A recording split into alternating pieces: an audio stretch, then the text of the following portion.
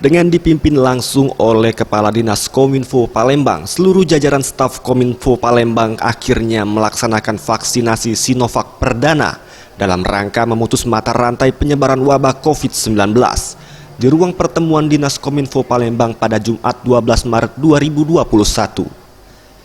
Kepala Dinas Kominfo Palembang Edison menuturkan, dalam penyuntikan vaksin Sinovac perdana ini diikuti oleh sebanyak 142 staf dan karyawan Dinas Kominfo Palembang.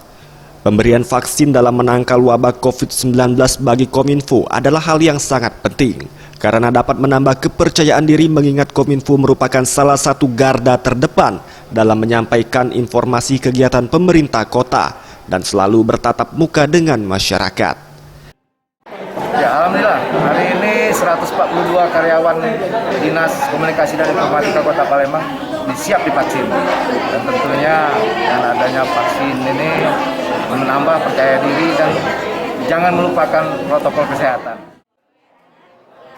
Dengan penyuntikan vaksin ini dirinya tetap mengingatkan kepada seluruh staf dan karyawan untuk tidak melupakan protokol kesehatan seperti rajin mencuci tangan, menggunakan masker dan menjaga jarak.